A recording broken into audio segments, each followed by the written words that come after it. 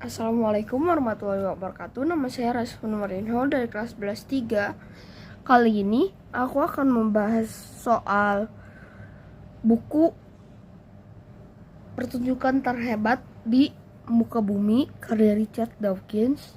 Kali ini aku ingin membahas bab 1, hanya teori. Aku akan membahas bab-babnya dan akan dibagi menjadi 3, pembukaan, penjelasan, dan kesimpulan dari aku. Nah, pembukaan di buku ini itu adalah bab hanya teori. Nah, bab hanya teori juga dibuka dengan tentang pengertian evolusi. Evolusi adalah proses perubahan yang terjadi pada makhluk hidup dari generasi ke generasi. Jadi evolusi itu kayak perubahan makhluk hidup dari generasi ini ke generasi ini dari jutaan tahun yang lalu sampai sekarang. Nah, proses ini udah berlangsung selama jutaan tahun yang lalu. Yang tadi aku bilang udah berjuta-juta, beribu-ribu juta tahun yang lalu, dan ya telah menghasilkan keanekaragaman kehidupan yang kita lihat di planet ini. Contoh dari keanekaragaman tadi bisa dari lingkungan yang ada burung, bunga, pohon. Itu kan beraneka ragam gitu macam-macamnya. Selanjutnya aku akan lebih menjelaskan lagi soal teori evolusi. Nah, kali ini teori evolusi itu menjelaskan tentang bagaimana organisme berubah dari generasi ke generasi. Jadi teori evolusi itu menjelaskan bahwa organisme atau makhluk hidup itu berubah dari generasi ini ke generasi ini. Nah, teori ini juga didasarkan pada 2 konsep utama, yaitu seleksi alam dan variasi. Nah, visualisasinya teori evolusi itulah adalah analogi soal mesin pemeras jeruk. Jadi jeruk diperas terus sampai cair, jadi kayak generasi jeruk sampai jadi generasi si airnya jeruk itu. Nah, langsung saja pengertian dari variasi. Nah, variasi itu perbedaan yang ada di antara organisme dalam satu spesies. Nah, jadi variasi itu perbedaan organisme, perbedaan makhluk hidup lah dalam satu spesies gitu. Nah, penyebab variasi atau variasi dapat disebabkan oleh mutasi. Mutasi contohnya dari hewan ini ke sini atau gimana, rekombinasi gen, pernikahan silang, atau faktor lingkungan lah.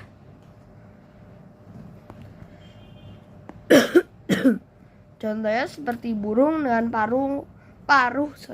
burung dengan paruh yang berbeda-beda. Ada yang panjang, ada yang pendek. Selanjutnya aku akan menjelaskan soal seleksi alam.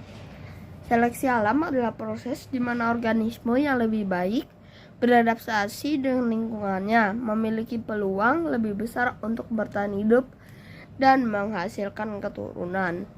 Maksud dari seleksi alam itu kayak ya makhluk hidup beradaptasi gitu.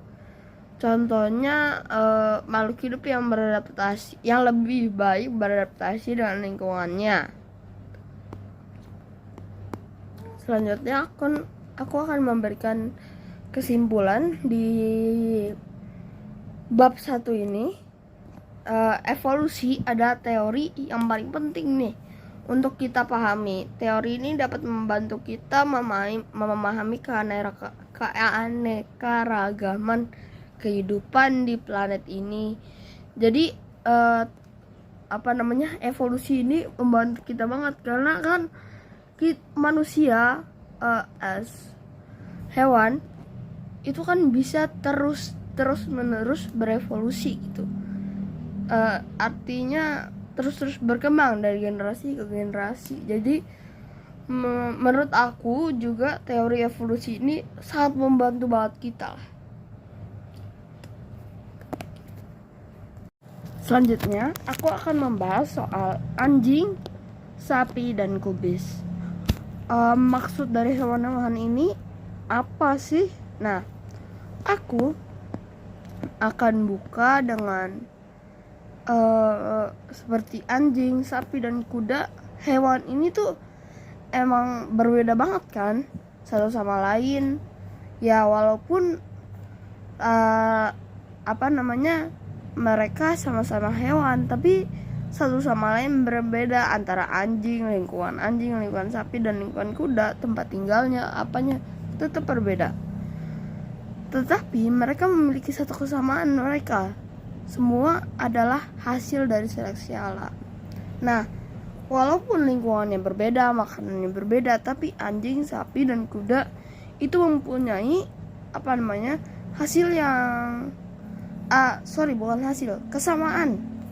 Punyai satu kesamaan, yaitu hasil dari seleksi alam. Nah, aku punya analogi mesin pemeras jeruk. Bayangin, mesin pemeras jeruk ini adalah seleksi alam. Nah, jeruk yang masuk ke mesin itu organisme atau makhluk hidup yang berbeda-beda. Contohnya tadi anjing, kuda, dan sapi. Nah, masing-masing dengan sifat-sifatnya sendiri. Nah, mesin pemeras jeruk ini pasti kan akan menghasilkan jus jeruk yang lebih baik dari jus yang dihasilkan oleh jeruk yang tidak diperas. Demikian pula seleksi alam akan menghasilkan makhluk hidup yang lebih baik dari organisme atau makhluk hidup yang tidak diseleksi. Mesin pemeras jeruk juga akan mengeluarkan jus jeruk dari jeruk yang paling matang. Jadi mesin pemeras jeruk akan mengeluarkan jeruk yang paling matang dan berair gitu. Jeruk yang terlalu muda juga terlalu tua akan terbuang. Sama kayak seleksi alam akan memilih makhluk hidup yang paling cocok gitu dengan lingkungan di sekitarnya. Makhluk hidup yang gak cocok akan mati atau tidak dapat berkembang biak. Nah, variasi itu adalah kunci bagi seleksi alam untuk bekerja. Variasi dapat disebabkan oleh mutasi, rekombinasi gen, atau faktor lingkungan. Nah, mutasi itu apa sih? Nah, mutasi itu perubahan yang terjadi pada DNA. Nah, kalau rekombinasi gen itu gen-gen dari dua makhluk hidup yang berbeda tuh dicampurkan. Nah, kalau faktor lingkungan itu dapat menyebabkan perubahan pada sifat-sifat makhluk hidup seperti warna bulu, ukuran tubuh. Nah, anjing dengan sifat-sifat tertentu lebih cocok untuk bertahan hidup di lingkungan tertentu. Misalnya, anjing dengan bulu yang tebal mungkin lebih cocok bertahan hidup di iklim yang dingin. Nah, seleksi alam ini akan memilih anjing dengan sifat-sifat ini, sehingga sifat-sifat ini akan menjadi lebih umum gitu di populasi anjing. Nah, seleksi alam, aku akan menjelaskan seleksi alam itu apa. Seleksi alam adalah kekuatan yang kuat yang telah menghasilkan keanekaragaman di kehidupan kita lah gitu. Dengan memahami seleksi alam, kita dapat lebih memahami bagaimana dunia bekerja. Iya, karena seleksi alam pasti akan terjadi terus-menerus kan. Nah, pasti kita bakal memahami gimana sih dunia itu bekerja dan bagaimana sih kita sendiri tuh berevolusi. Selanjutnya aku akan bahas bab 3, buku dari pertunjukan terhebat di muka bumi, yaitu Jalan Bertabur Bunga Menuju Makroevolusi. Aku sebenarnya bingung pertama-tama maksud dari judul ini apa. Langsung aja, aku bahas ya. Nah, buku ini membahas tentang bagaimana seleksi alam dapat menyebabkan perubahan yang dramatis dalam waktu lama. Nah, penulis menggunakan analogi jalan yang bertabur bunga untuk menjelaskan proses ini. Buku ini itu dimulai bab ini dimulai dengan menggambarkan bagaimana seleksi alam dapat menyebabkan perubahan kecil dalam bentuk hewan tersebut atau dalam perilaku hewan tersebut. Misalnya ada populasi kupu-kupu nih yang sebagian besar berwarna putih dan ada beberapa yang kupu-kupu nih berwarna hitam. Maka kupu-kupu yang hitam lebih mungkin lah untuk bertahan hidup dan bereproduksi, apalagi banyak sekali kan di siang hari. Kalau kupu-kupu putih tuh mangsanya banyak, kalau kupu-kupu hitam akan lebih mungkin tuh untuk bertahan hidup dan bereproduksi di lingkungan yang gelap. Nah, seiring waktu populasi kupu-kupu akan menjadi semakin hitam. Jadi dari yang tadi kupu-kupu hitam yang sedikit sekali akan menjadi banyak karena ya seleksi alam itu sendiri. Kemudian bab ini menjelaskan bagaimana perubahan kecil dapat berakhir dan menyebabkan perubahan yang lebih besar. Tadi aku udah bilang contoh pertama, contohnya tanaman nih yang sebagian besar punya bunga berwarna kuning. Nah, ada beberapa tanaman yang memiliki bunga berwarnanya beda gitu, merah. Nah, maka dengan bunga warna merah akan lebih mungkin gitu kan untuk menarik perhatian penyerbuk gitu. Jadi ya seiring waktu ya itu tadi tanaman akan menjadi tanaman semua bunganya akan menjadi merah tuh. Nah, selanjutnya bab ini menyatakan bahwa seleksi alam dapat menyebabkan perubahan yang dramatis, bahkan pada skala makro, skala besar. Contohnya evolusi bunga untuk menunjukkan bagaimana seleksi alam dapat menghasilkan keanekaragaman yang menakjubkan gitu. Nah, itu saja dari saya untuk bab ini. Selanjutnya kita akan lanjut di bab 4. Nah, kali ini aku bakal bahas bab 4, keheningan dan waktu yang lambat. Nah, dalam bab ini membahas bagaimana variasi. Nah, pokoknya bab ini bahas variasi, bisa variasi sebagai kunci atau penyebab variasi. Langsung aja kita bahas. Nah, variasi itu merupakan kunci dari seleksi alam itu sendiri, sehingga seleksi alam itu dapat terjadi. Nah, variasi juga disebabkan oleh mutasi, rekombinasi gen atau faktor lingkungan.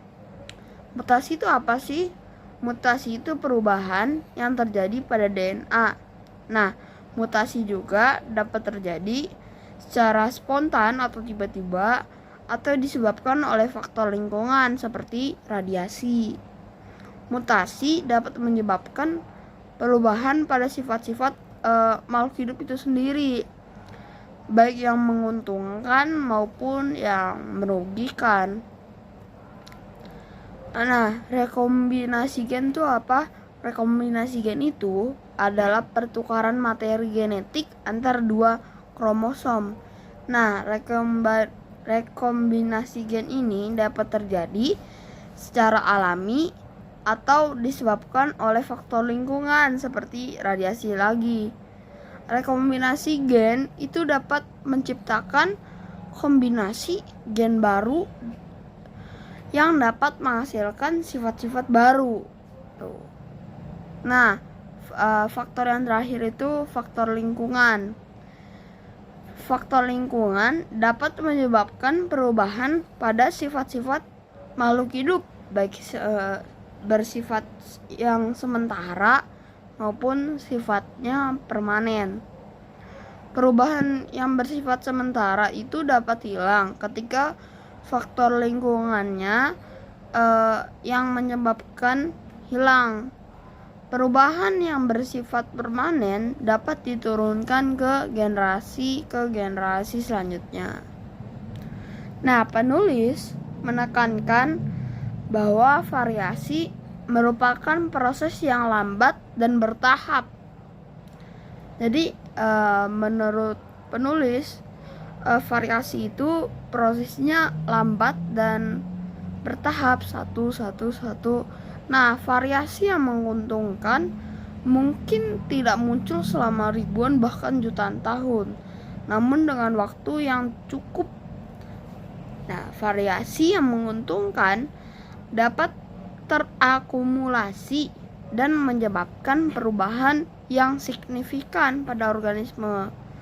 Bahkan perubahannya bisa menurun ke generasi dan generasi selanjutnya. Nah, bab 4 ini itu memberikan pemahaman kita yang penting tentang bagaimana variasi itu dapat terjadi, sehingga variasi itu bisa berjalan dan bisa sebagai kunci bagi seleksi alam. Nah, tanpa variasi, evolusi tidak akan mungkin terjadi. Nah, selanjutnya aku akan bahas bab 5 di depan mata kepala kita. Nah, dalam bab ini itu membahas bukti-bukti evolusi yang dapat diamati di dunia saat ini. Nah, penulis itu menyoroti beberapa contoh evolusi yang terjadi dengan cepat dan dapat diamati dengan waktu yang singkat. Salah satu contohnya adalah evolusi malaria. Nah, malaria disebabkan oleh parasit yang ditularkan oleh nyamuk. Nah, parasit malaria itu memiliki gen yang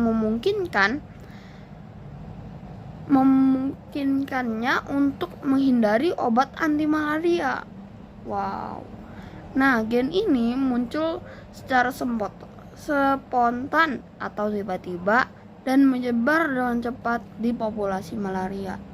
Nah, hal ini menyebabkan obat anti malaria menjadi kurang efektif nih dalam mengatasi penyakit malaria ini.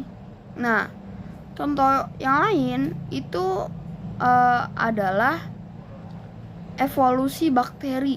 Nah, bakteri memiliki kemampuan untuk beradaptasi dengan cepat terhadap perubahan lingkungan. Nah, hal ini memungkinkan bahwa bakteri itu sendiri untuk mengembangkan resistensi terhadap antibiotik. Nah, resistensi antibiotik itu apa sih? Nah, resistensi antibiotik adalah satu masalah kesehatan yang paling mendesak di dunia saat ini. Nah, jadi kita bisa lihat nih dengan cepat dan jelas bahwa malaria ini dengan evolusinya itu bisa malah makin bahaya, karena ya obat anti malaria itu tidak bisa menyembuhkan lagi gitu loh kalau ada orang-orang yang terkena malaria ini tuh. Apalagi ya tadi bakteri memiliki kemampuan untuk beradaptasi dengan cepat. Wow, evolusinya terjadi yang sangat cepat. Nah, bab ini juga membahas evolusi tanaman dan hewan. Nah, beberapa contoh adaptasi baru yang telah dikembangkan oleh tanaman dan hewan untuk bertahan hidup nih di lingkungan yang berubah-ubah. Tuh. Nah, bab ini juga menunjukkan bahwa evolusi adalah proses yang terus berlanjut. Evolusi tidak hanya terjadi di masa lalu, tapi juga terjadi di dunia modern saat ini gitu. Nah, dengan memahami proses evolusi, kita juga dapat lebih memahami dunia di sekitar kita gitu. Nah, berikut aku mau ngasih beberapa contoh spesifik dari evolusi yang terjadi di depan mata kita. Serangga, contoh pertama tuh serangga yang kebal terhadap pestisida. Wow, serangga nih yang menghinggapi tumbuhan-tumbuhan kebal terhadap pestisida yang ada nih. Wow, serangga yang kebal ini cukup membahayakan petani ya. Nah, burung yang beradaptasi dengan perubahan iklim. Selanjutnya ada bunga yang beradaptasi dengan serangga penyerbuk baru. Jadi bunga juga beradaptasi di sekitarnya gitu dengan serangga penyerbuk baru. Contoh-contoh ini juga menunjukkan ke kita nih bahwa evolusi itu kekuatan yang kuat yang terus membentuk di dunia sekitar kita. Nah, selanjutnya bab 6, mata rantai yang hilang. Apa maksudnya hilang? Pertama kali aku baca judul ini aku juga bingung nih. Rantai makanan maksudnya apa nih? Nah, dalam bab ini itu membahas tentang pertanyaan tentang mata rantai yang hilang. Mata rantai yang hilang itu apa sih sebenarnya? Itu adalah organisme atau makhluk hidup yang menghubungkan dua kelompok makhluk hidup yang berbeda. Misalnya mata rantai yang hilang antara reptil, ular atau segala macam dan burung lah. Itu kan nenek moyang bersama mereka gitu. Jadi ya ada dua organisme yang berbeda lah.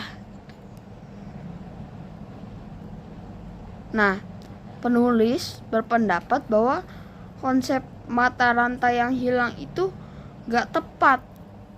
Nah, kan evolusi itu kan proses yang lambat dan bertahap, dan setiap makhluk hidup adalah hasil itu sendiri dari evolusi dari makhluk hidup sebelumnya. Nah, oleh karena itu gak ada nih mata rantai yang hilang, melainkan kontinum dari organisme yang satu ke organisme lain. Jadi penulis itu membantah lah soal mata rantai yang hilang ini, karena ya itu tadi pengertian evolusi sendiri itu kan proses yang lambat dan bertahap. Juga setiap organisme hasil juga dari organisme sebelum-sebelumnya gitu. Nah, penulis juga memberikan beberapa contoh fosil yang menunjukkan kontinum antara kelompok organisme yang berbeda. Misalnya fosil Archaeopteryx yang hidup sekitar 150 juta tahun yang lalu. Nah, memiliki fitur yang sangat mirip dengan reptil dan burung. Nah, Archaeopteryx T-Rex itu memiliki bulu, tapi juga memiliki gigi dan cakar. Nah, fosil ini menunjukkan bahwa burung itu berevolusi dari reptil. Nah, itu ya mungkin maksud dari penulis itu ya. Bukan mata rantai yang hilang, tapi evolusi. Nah, buku ini juga membahas bagaimana evolusi dapat menyebabkan perubahan morfologi yang signifikan. Ya, kayak tadilah arkeo tadi. Itu kan Archaeopteryx itulah tadi. Memiliki bulu, juga memiliki gigi dan cakar, jadi fosil. Ini menunjukkan bahwa burung berevolusi dari reptil. Nah, yang tadi perubahan morfologi kan yang signifikan kan. Itu. Terus contoh lain, paus itu berevolusi dari mamalia darat. Nah, paus itu kan punya tubuh yang panjang dan ramping, sirip dan ekor. Nah, perubahan ini itu memungkinkan paus itu bisa beradaptasi dengan kehidupan air. Nah, bab 6 ini memberikan pemahaman penting nih tentang bagaimana evolusi dapat menyebabkan perubahan morfologi. Nah, evolusi ya itu tadi proses yang lambat dan bertahap, tapi dapat menyebabkan perubahan yang signifikan pada organisme. Seperti fosil Archaeopteryx tadi, itu kan jutaan tahun yang lalu gitu. Ya, itulah evolusi. Lama sekali, beratus-ratus, beribu-ribu tahun yang lalu. Nah, itu saja penjelasan saya dari bab 4, bab 5, bab 6. Selanjutnya bab 7. Nah, selanjutnya aku akan bahas bab 7, orang-orang hilang tidak hilang lagi. Nah, kira-kira maksud dari judul itu apa ya? Nah, dalam bab ini itu membahas nih soal bagaimana seleksi alam dapat menyebabkan perubahan. Ya, jadi ya kita berhubungan lagi dengan seleksi alam ya. Bab 7 ini ya membahas tentang perubahan yang disebabkan oleh seleksi alam, khususnya fisiologis. Fisiologis itu sebenarnya tuh fungsi tubuh. Nah, contoh dari perubahan fisiologis itu apa sih?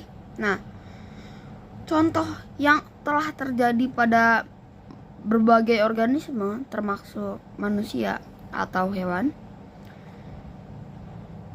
itu perubahan pada kemampuan terbang burung. Nah, buku ini menjelaskan bahwa burung yang dapat terbang lebih baik memiliki peluang hidup dan reproduksi yang lebih tinggi daripada burung yang tidak dapat terbang. Nah, itu berarti ada perubahan nih. Seleksi alam ya kemungkinan pasti bakal banyak burung yang bisa terbang lah, karena tadi ya dengan manfaat yang didapat, peluang hidup yang lebih besar dan reproduksinya yang lebih tinggi tuh. Nah, dengan demikian mutasi yang menguntungkan yang meningkatkan kemampuan terbang akan terseleksi dan terakumulasi ya dari generasi ke generasi. Nah, contoh yang lain itu adalah perubahan pada kemampuan melihat manusia. Nah, manusia itu dapat melihat lebih baik, memiliki peluang hidup dan reproduksi yang lebih tinggi daripada manusia yang tidak dapat melihat. Nah, yaitu akan terjadi seleksi alam dari manusia yang melihat. Ya, pasti manusia yang melihat akan ya tadi memiliki peluang hidup dan bereproduksi yang tinggi. Nah, dengan demikian ya tadi mutasi yang menguntungkan yang meningkatkan kemampuan melihat akan terseleksi dari generasi ke generasi. Nah, penulis juga membahas bagaimana seleksi alam dapat menyebabkan perubahan fisiologis terhadap lingkungan. Misalnya ikan nih yang hidup di air dingin memiliki sel darah merah yang lebih besar daripada ikan yang hidup di air hangat. Lah, kok begitu? Kenapa? Karena sel darah merah yang lebih besar dapat membawa lebih banyak oksigen dalam air dingin. Nah, bab 7 ini juga memberikan pemahaman yang penting nih, bagaimana seleksi alam dapat menyebabkan perubahan fisiologis tadi. Nah, seleksi alam dapat menyebabkan perubahan fisiologis yang menguntungkan. Seperti tadi kemampuan terbang, kemampuan melihat. Nah, seleksi alam juga dapat menyebabkan perubahan fisiologis terhadap lingkungan, contohnya tadi ikan. Selanjutnya, aku akan membahas bab 8, yaitu Anda sendiri melakukannya dalam 9 bulan. Sepertinya akan bahas soal 9 bulan seperti hamil ya. Nah, dalam bab ini membahas bagaimana seleksi alam dapat menghasilkan kecerdasan perilaku kompleks seperti yang dimiliki manusia. Nah, ia menggunakan contoh perkembangan manusia dari embrio terus menjadi janin. Nah, untuk menunjukkan bagaimana variasi dan seleksi dapat bekerja untuk menghasilkan makhluk yang sangat kompleks. Nah, perkembangan manusia itu dimulai dengan sel telur yang dibuahi oleh sperma. Nah, sel telur ini mengandung semua informasi genetik nih yang diperlukan untuk membentuk manusia dewasa. Namun, informasi genetik ini tidak menentukan secara tepat bagaimana manusia berkembang. Nah, variasi yang terjadi selama perkembangan itu menyebabkan perubahan sifat-sifat manusia, baik yang menguntungkan ataupun merugikan. Nah, seleksi alam nih berperan dalam menentukan sifat-sifat ini manusia ini yang menguntungkan. Sifat-sifat yang menguntungkan seperti kemampuan untuk belajar, beradaptasi akan lebih mungkin diwariskan ke gen-gen berikutnya. Nah, sifat-sifat yang merugikan seperti cacat fisik itu akan lebih mungkin dihilangkan dari populasi. Nah, proses seleksi alam ini dapat menghasilkan makhluk yang sangat kompleks seperti manusia. Kecerdasan dan perilaku kompleks manusialah hasil dari seleksi alam yang bekerja sama dengan variasi selama berjuta-juta tahun. Nah, bab 8 ini memberikan pemahaman penting tentang seleksi alam dapat menghasilkan kecerdasan dan perilaku kompleks tadi. Nah, seleksi alam kan lambat dan bertahap ya, tapi dengan waktu yang cukup. Nah, variasi yang menguntungkan dapat terakumulasi dan menghasilkan ya makhluk yang sangat kompleks.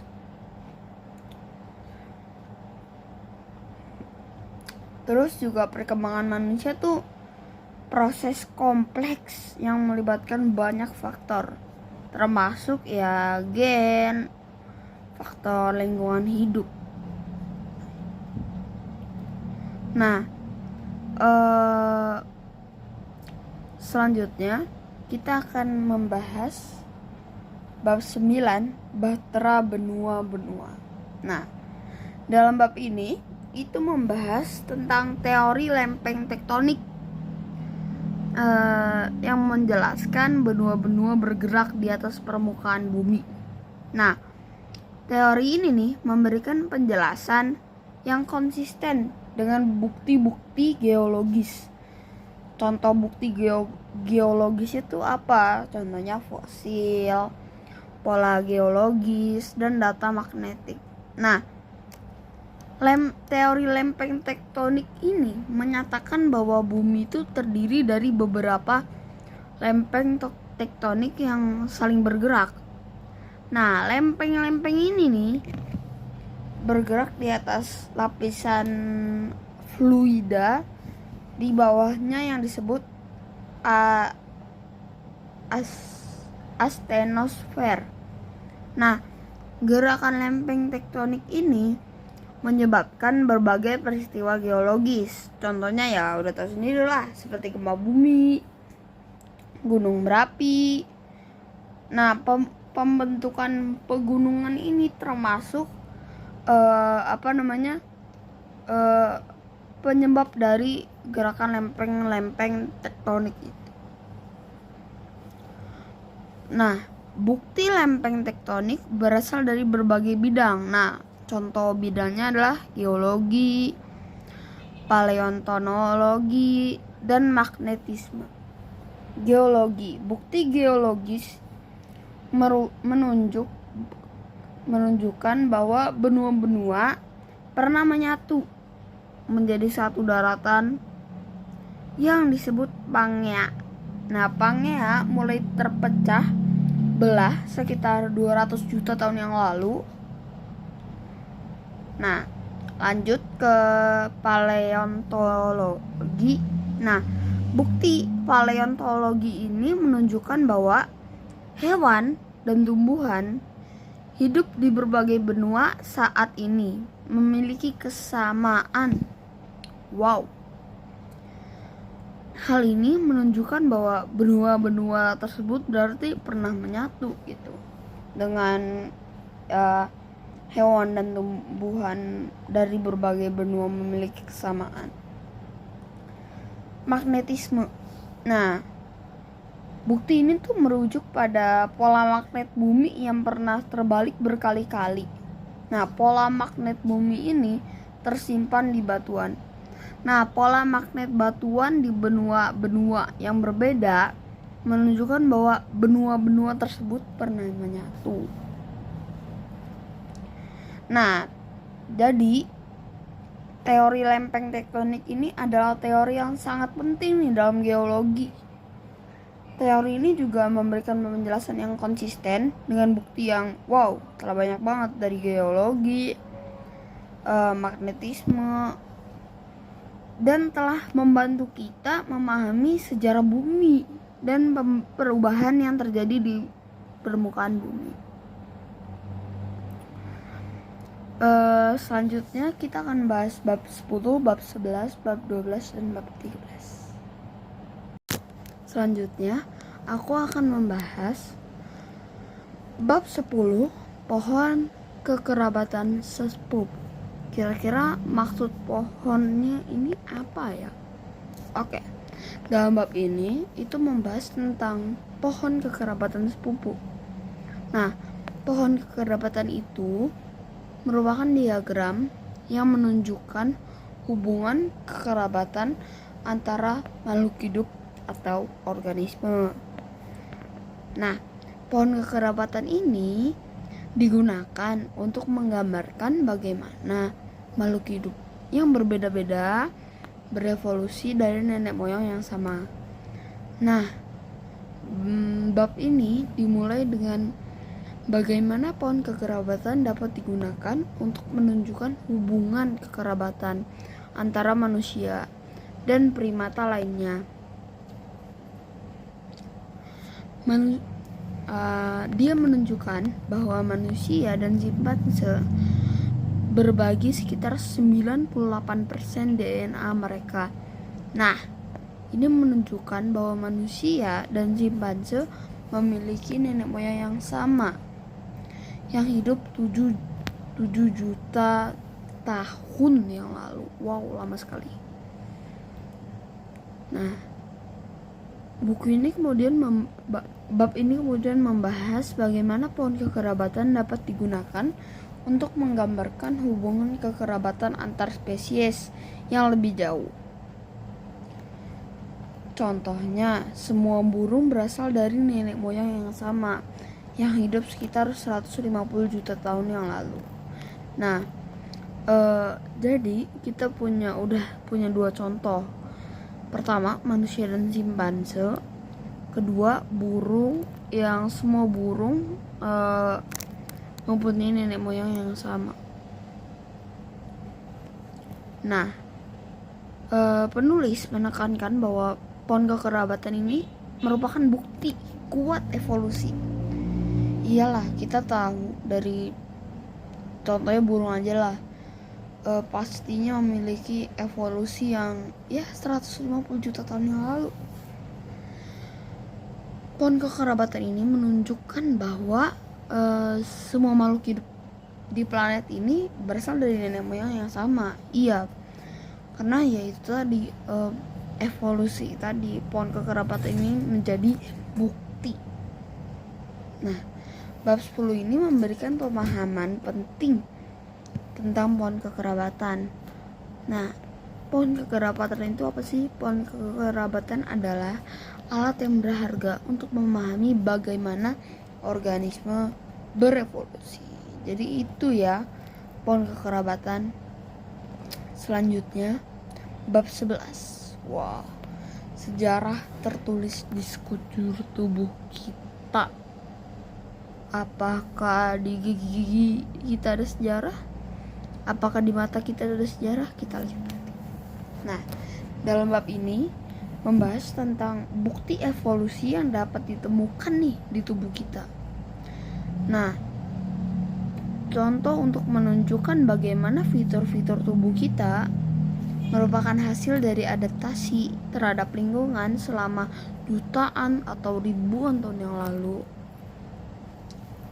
Contoh antara lain adalah kerangka belakang kita. Nah, kerangka belakang kita ini terdiri dari tulang-tulang yang saling berhubungan. Nah, tulang ini membentuk struktur yang kuat dan fleksibel yang memungkinkan kita bergerak lah. Struktur ini merupakan adaptasi terhadap lingkungan yang membutuhkan kita untuk berjalan, berlari, memanjat. Selanjutnya, gigi kita. Gigi terdiri dari dua jenis. Kita udah tahu, gigi seri dan gigi geraham. Nah, gigi seri kita gunakan untuk menggigit lah ya. Gigi geraham kita gunakan untuk mengunyah. Nah, struktur gigi ini merupakan adaptasi terhadap diet kita yang terdiri berbagai jenis makanan. Mata kita terdiri dari berbagai bagian. Kita udah pada tahu ada kornea, retina, lensa, dan bagian-bagian lainnya. Nah, bagian ini bekerja sama memungkinkan kita untuk melihat. Nah, struktur mata ini merupakan hasil adaptasi nih terhadap lingkungan yang membutuhkan kita melihat dalam berbagai kondisi cahaya. Nah, buku ini juga membahas bagaimana fitur-fitur di tubuh kita ini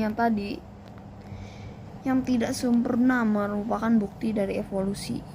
Misalkan tulang belakang nih rentan terhadap cedera, merupakan bukti evolusi lah. Bukti evolusi tadi merupakan yang tidak sempurna. Jadi bab 11 ini tuh memberikan pemahaman yang penting lah tentang bagaimana bukti evolusi yang dapat ditemukan di fitur-fitur tubuh kita ini. Bukti ini menunjukkan bahwa tubuh kita ini merupakan hasil dari proses evolusi yang berlangsung selama jutaan tahun yang lalu. Selanjutnya, aku akan bahas bab 12, perlombaan senjata dan teodisi evolusioner. Dalam bab ini, itu membahas tentang bagaimana evolusi dapat menyebabkan perilaku yang tampaknya kejam. Kejam atau tidak masuk akal. Nah, analogi dalam buku ini atau bab ini adalah perlombaan senjata untuk menjelaskan bagaimana adaptasi yang menguntungkan dapat mengarah pada perilaku yang merugikan.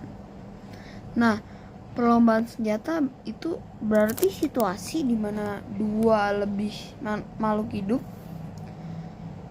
berevolusi untuk meningkatkan kemampuan mereka untuk mengalahkan satu sama lain. Berarti ada yang menguntungkan, ada yang merugikan. Nah, perlombaan senjata ini pasti dapat terjadi karena ada predator dan mangsa antar spesies yang bersaing untuk sumber daya, atau bahkan antar spesies yang tidak saling berhubungan. Nah, dalam perlombaan senjata, setiap makhluk hidup memiliki dorongan untuk berevolusi menjadi lebih baik pastinya dalam mengalahkan lawan mereka. Hal ini dapat menyebabkan adaptasi yang merugikan seperti senjata yang berbahaya atau perilaku yang agresif dan kejam. Nah, contoh berbagai perilaku hewan untuk menunjukkan bagaimana perlombaan senjata dapat menyebabkan evolusi perilaku yang kejam atau tidak masuk akal. Misalnya, bagaimana taring beruang kutub telah berevolusi menjadi lebih besar, lebih tajam untuk menghadapi persaingan dari hiu dan paus pembunuh di lautan sana. Buku ini juga membahas bagaimana perilaku agresif pada hewan seperti pembunuhan anak dapat didorong oleh perlombaan senjata. Buku ini juga membahas bagaimana evolusi dapat menyebabkan perilaku yang tampaknya tidak masuk akal nih, seperti kanibalisme. Nggak masuk akal banget ya kanibalisme. Nah, penulis berpendapat bahwa perilaku kanibalisme dapat menguntungkan dalam situasi tertentu, seperti kita nggak ada makanan, nggak ada sumber daya langka, dan lain-lain. Penulis menyimpulkan bahwa evolusi itu tidak selalu mengarah pada perilaku yang sempurna atau baik. Evolusi juga proses yang bertujuan dan ia dapat menghasilkan perilaku yang kejam dan tidak masuk akal tadi. Bab 12 ini memberikan pemahaman penting kepada kita nih. Bagaimana evolusi nggak perilaku yang sempurna atau baik aja loh. Ternyata evolusi tuh ada perilaku yang kejam dan nggak masuk akal. Tuh. Mungkin kita lanjut ke bab terakhir, bab 13. Selanjutnya aku akan bahas bab 13. Ada kemegahan dalam cara pandang ini. Nah, dalam bab ini itu membahas tentang bagaimana evolusi dapat menjelaskan keanekaragaman kehidupan di planet ini. Nah, kan evolusi adalah penjelasan yang lebih baik daripada kreasionisme. Apa sih kreasionisme ini? Itu kepercayaan bahwa kehidupan diciptakan oleh makhluk supranatural. Supranatural. Bab ini dimulai dengan membahas analogi mesin pemeras jeruk. Sering sekali buku ini ya dengan analogi mesin pemeras jeruk. Mesin pemeras jeruk akan menghasilkan jus jeruk yang lebih baik dari jus yang dihasilkan oleh jeruk yang tidak diperas. Demikian pula, seleksi alam akan menghasilkan organisme yang lebih baik dari organisme yang tidak diseleksi. Penulis kemudian membahas bukti evolusi dari berbagai bidang termasuk fosil, anatomi, komparatif, embriologi. Nah, ia nih berpendapat bahwa bukti-bukti ini menunjukkan bahwa kehidupan di planet telah berevolusi dari bentuk yang sederhana menjadi bentuk yang lebih kompleks. Penulis juga membahas nih bagaimana evolusi dapat menjelaskan kecerdasan manusia. Nah, kecerdasan manusia itu kan produk dari seleksi alam. Nah, individu yang lebih cerdas cenderung bertahan hidup lebih lama dan bereproduksi, sehingga sifat-sifat yang berkaitan dengan kecerdasan itu pasti akan terwariskan ke generasi berikutnya. Evolusi itu merupakan penjelasan yang lebih indah dan lebih memuaskan daripada kreasionisme. Ia berpendapat evolusi juga menunjukkan bahwa alam semesta merupakan tempat yang kompleks gitu dan menakjubkan, dan kehidupan adalah produk dari proses yang panjang dan bertahap. Bab 13 ini memberikan pemahaman tentang bagaimana evolusi dapat menjelaskan keanekaragaman kehidupan di planet ini. Ya, tadi pengertian evolusi ya penjelasan yang lebih baik daripada kreasionisme, dan bahwa evolusi menunjukkan bahwa alam semesta adalah tempat yang kompleks dan menakjubkan. Itu saja dari saya. Maaf bila ada kekurangan. Wassalamualaikum warahmatullahi wabarakatuh.